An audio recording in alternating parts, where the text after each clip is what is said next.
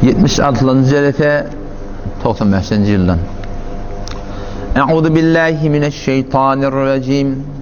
Bismillahirrahmanirrahim. Vel fecr ve layalin aşr ve'ş-şef'i vel vetr vel leyli izâ yesr.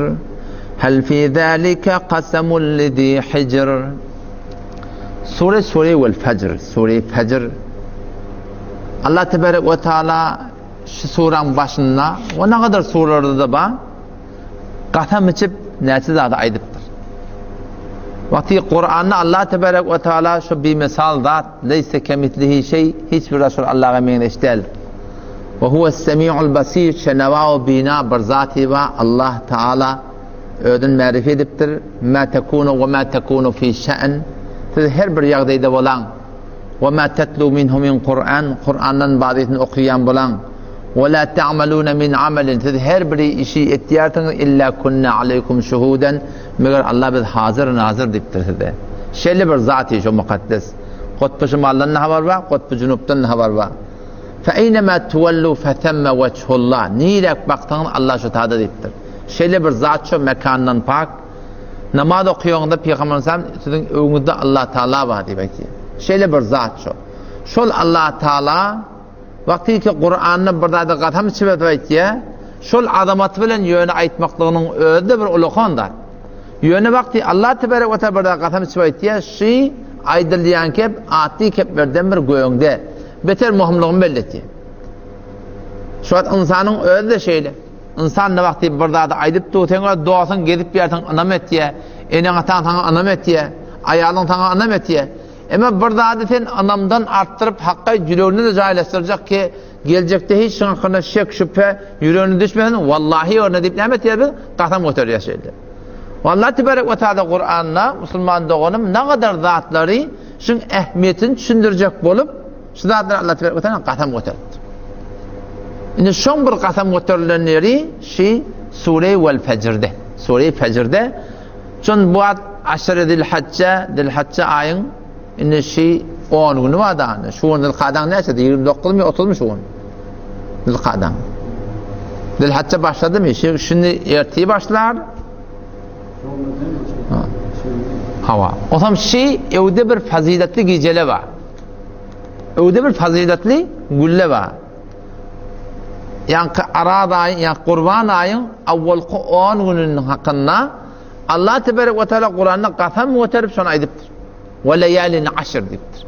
10 gece qasam deyiptir. Şu 10 gece ayeti aşırı Zilhacce Kurban ayı diye Türkmen ayına. Arabi dilinden Zilhacce değil ya. Kurban ayın avvalki 10 gününde Allah Tebarek ve Teala şuna qasam götürdü. Vel fecr qasam olsun dana deyiptir.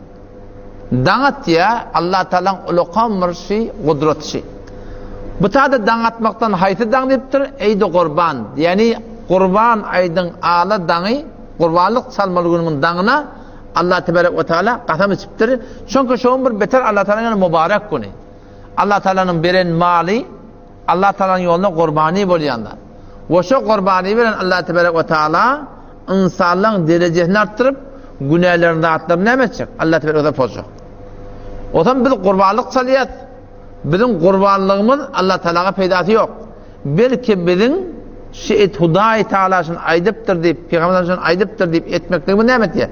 Allah Tebarek ve Teala'nın yanına var ya. Allah Tebarek ve Teala'nın yanına bizim niyetimiz var ya, bizim amalımız var ya. Eûzu billahi mineşşeytanirracim.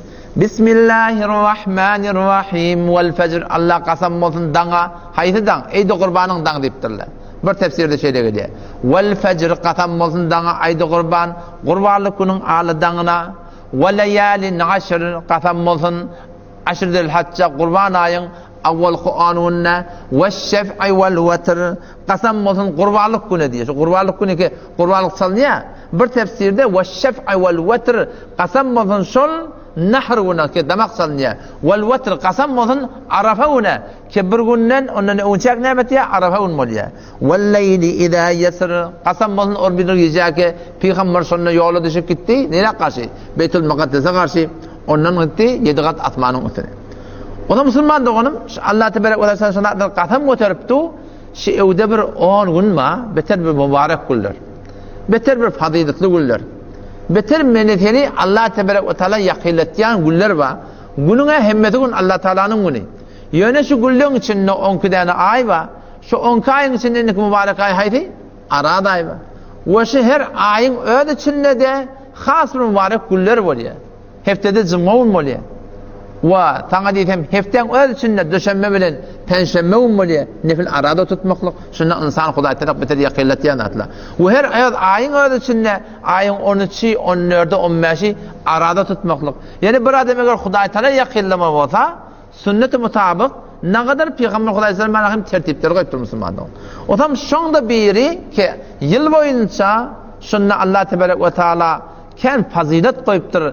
Peygamber Hudaý sallallahu aleyhi ve mübarek sünnetlerini şonu ayda koyup da şuna mı? Aşır dil haccan gurun. Ve leyalin aşır. Qasam bolsun 10 gece. Qurbanlyň awwalky 10 günü bolýar. Şunda musulmanlaryň biz amallar başlarda kişileri etmeklik bir de Allah Teala ýakylasa. Awwal baştan bir mustahappa. Wajib diýerlerde var Şafii mezhepde. Yani Hanefi mezhebinde mustahap. Şu 10 günüň hormatyna dyrnaňy almadan. Taçın dadın ketmeden. Mustahab bir etse şunu sogap deyip şunda barahım ecri padaş var. Taç keten ama bugün islahattırma olya yani. Kulen taçın dadın mı firma la olyardan. Ya belki o tamana taqqalından burtum edafatın yol yanmadan şu onun içinde yol mollardan ketmellerden. O şoňa men de barahim ten dırnaqlardan hamana şowatny Gurbanyň awal onun girmäke alanmadan Ciyamani bir wagt alman ýadynyň çykypdyr da. Şu onun sünne eger hilaf sünnet bolup beter ola qamat durmasa almasynlyk sünne ejri padaş bar. Hop bir adam alany bilen, taşyn tyrany bilen, taqqal gyrka men bunda günah barmy? Bunda günah ýok musulmanym. Bu näme? Mustahab amaldan biri. Ondan sonra da Peýgamber Hudaý aleyhisselam şu 10 günüň hakynda bir şey faziletler edipdir. Hiç bir amel edipdir şu dünýäň güllerine, bir ýylyň güllerine diýen ady ýok. Dünyanın güllerine, ezruzhay dünya, hiçbir ameli şu dünyanın güllerine şu 10 gün Qurbanlyň awwalky 10, Qurban aýyň awwalky 10 günnäki bazogap, başdaky alem jahannda nägadar gün geçipdir, şundan niye artykmas bolmaýdy. Sahabe-i kiram sorady, ya Rasulullah dedi diye, cihatdan ne göňde demiş dedi. Bir adam şu cihada gitdi, denanyny goýup gitdi, oğlanyny soň goýup gitdi, malyny goýup gitdi, öýüň goýup gitdi, yer ýurt. Öwürük gelmeliýän gurunda ýok. Bir adam Allah'ın ýolunda ölmelik bar ya. Ya Rasulullah bir adam Allah'ın ýolunda bar ya. Cihada bar ya. Şondan näçin fazileti görendem ya Rasulullah? Ona Peýgamber aýtdy diýä, hatda cihat üçin derejeni etmedi. Şu aşy Zul Hajjada Qurban aýyň awwalky 10 günne hatda şu Allah'ın ýolunda bir adam cihat etjek diýip gitse, şoň sogaby şu Qurban aýyň 10 günnäki edilen amallar yetmeýär. Meger bir mujahid edipdir Peýgamber sallam Allah'ın ýoluna gitse ýerine öwürmese, onda şol adamyň derejesi şu aşydyl hajjda näme togap kazanandan üstün çykjak. Meger şol adam başga bir adam üstün çykyp bitjek diýdi. Odam şu taýda musulmandygyň şu 10 günne belki wagtlarda her wagt Allah'tan ibadetinde bolmaly, itaatinde bolmaly, Qur'an-ı sünnete mutabaky ýaşamaly. Emma şu 10 günde hasan başga näme etmek gerek? Eleyek çelmemek gerek musulman doğan. Adam şunu Peýgamber şu torda aýtdy, Sahih Buhariň hadisi ýa okuyan. Ondan sonra Peýgamber aýdypdyr, şu aşydyl hajjanyň içinde Qur'an aýyny 10 günüň içinde nefil arada tutmaklyk bar. Nefil arada tutma bolanda Peýgamber aýdypdyr, şu 10 günüň içinde haýdy bir arada tutsaň, bir ýyl arada tutsaň ýalak Allah tebarek we taala padaş berjek. Bir günüňe bir ýyl padaş berjek we her bir gijeni zennet haqqatan. Şundan barýarsyň oýa, hop, ihtiýajatyň bitirýärsiň, birad ýatýarsyň, turýarsyň. Şep zendedary ýetýärsiň. Ýöne köt tükanda turýan bolsak, ýöne köt qyýqçyga dip barahym bir ýeriň öňünde turýan bolsak, şu onuny gadyr gymmat bilip, aga men oturşykym şeýle aýyrjak, men 1 saat, 2 saat, 3 saat, nägadar taqatyň ýetdigiçe men namaza meşgul boljak, men zikre meşgul boljak, men tilawata meşgul boljak, men dua meşgul boljak, men istigfara meşgul boljak. Men gitjek musulman doğanın meridi soracak. Şu 10 geceni mahsus ibadete koysan.